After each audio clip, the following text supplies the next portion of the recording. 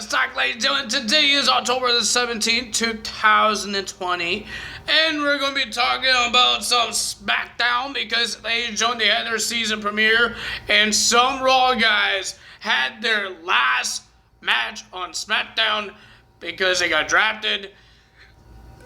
Excuse me. But we have a whole bunch of big segments. First, the beginning of the show, we had Triple H and Stephanie McMahon with all the superstars on the ramp.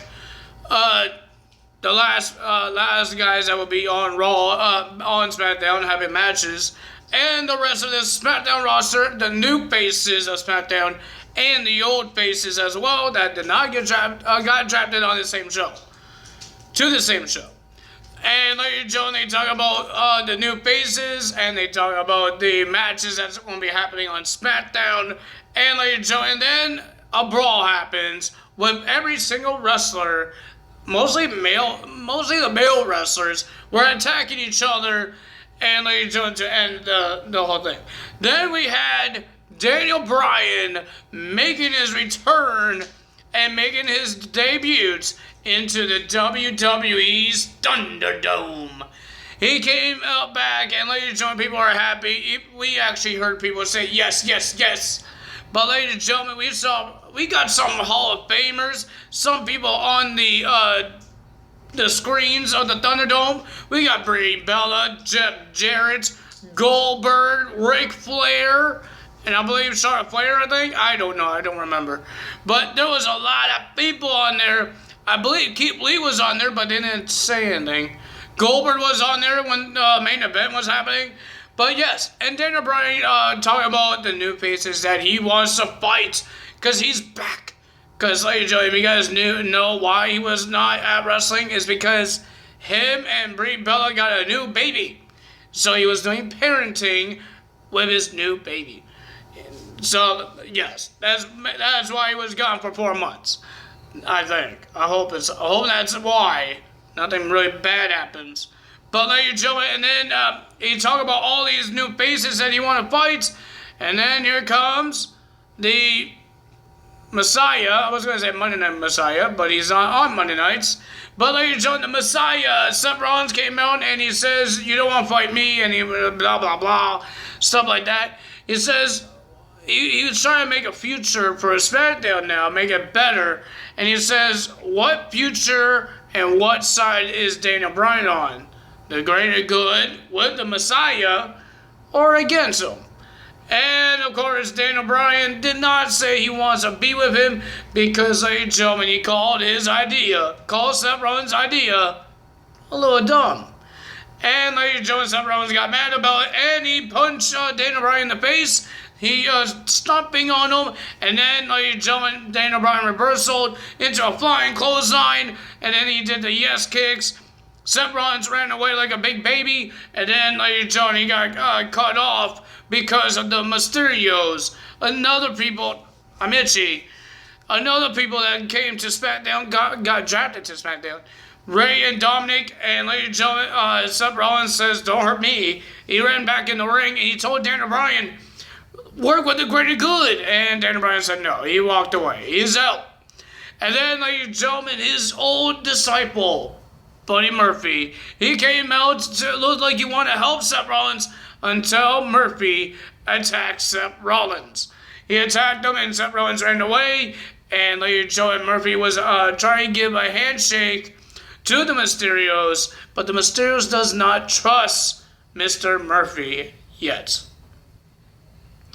We don't know if he wants to date Aaliyah, so he has to get his trying to get the father to stop hating him for Aaliyah, but we don't know what's going to happen here. But ladies and gentlemen, then we're supposed to have a contract signing for Hell in a Cell for the SmackDown Women's Championship with Bayley and Sasha Banks. Sasha Banks had a lot of hurtful words that Bayley can't win without her. She did not win. She did not hold her title for a year all by herself. She had Sasha Banks helping her.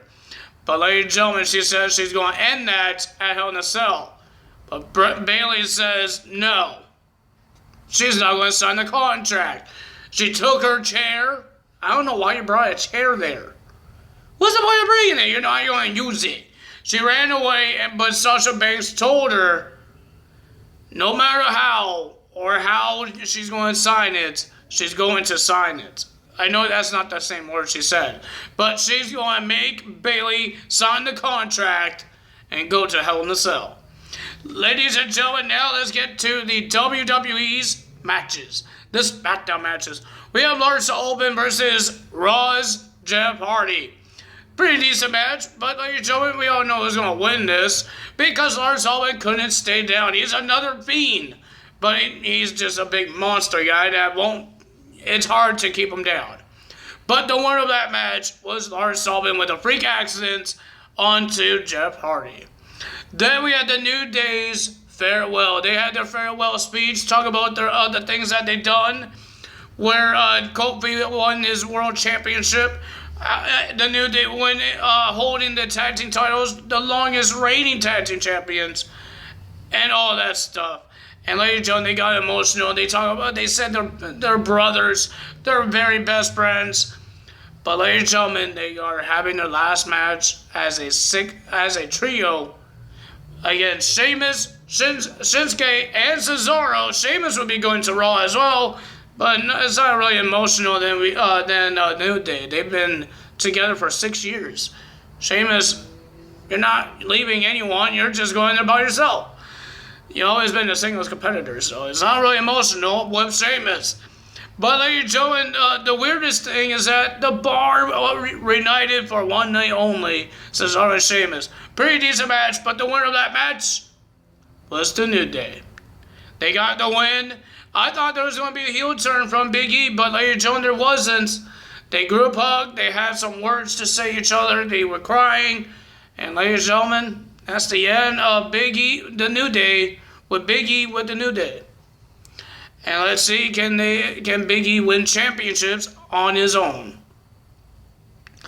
Then we had Dolph Ziggler and Robert Roode. Somehow they got a shot at the SmackDown Tag Team titles. Last week on Raw, they got a shot at the Raw Tag Team titles against the New Day. Now they get a SmackDown Tag Team title shot against the Street Profits.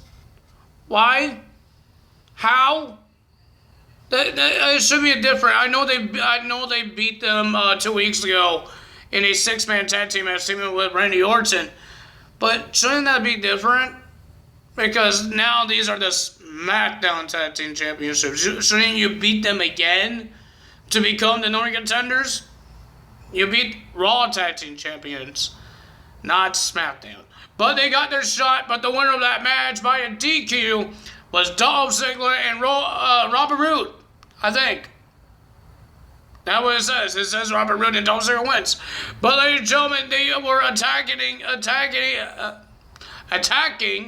the Street Profits until Montez Ford got himself elevated, and he did a flying crossbody. Man, this guy he jumps so high, and he takes out both Roode and Ziggler out, but they're still the tag team champions. Then we had Roman Reigns defending his Universal Championship against Braun Strowman. This is where we saw Goldberg and I believe Keith Lee as well, because Keith Lee has a match with Braun Strowman on Monday Night Raw this Monday. Ladies and gentlemen, it was a pretty decent match. Like these guys normally do. They do all hard-hitting moves.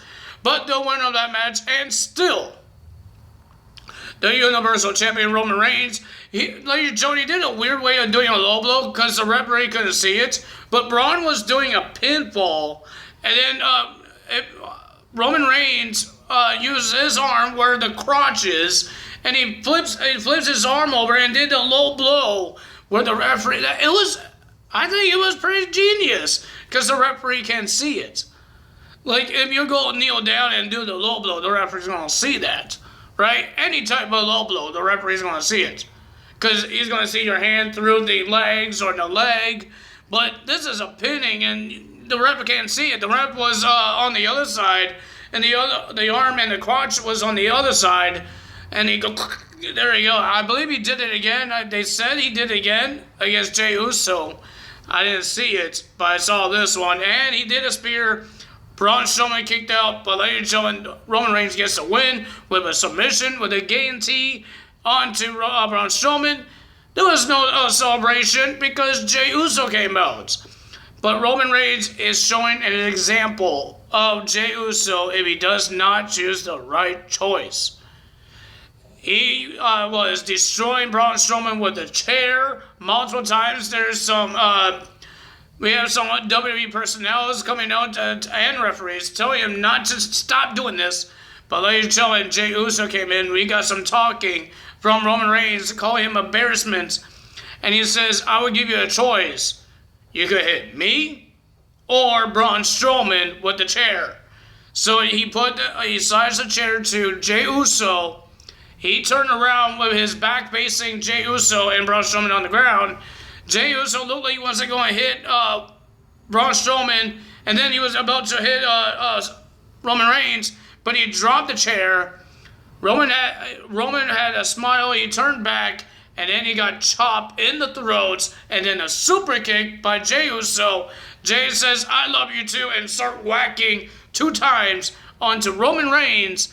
But ladies and gentlemen, the officials were holding Jey Uso away, and then Roman Reigns got back up and did a Superman punch onto Jey Uso to end SmackDown last night.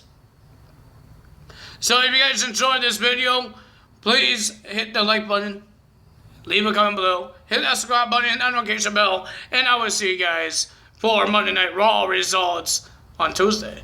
That's all for me today. I don't think there's a pay-per-view on Sunday. There's no Bound for Glory. I believe that's a week away, just like Hell in a Cell. I think. I don't know. But ladies and gentlemen, that's that. That's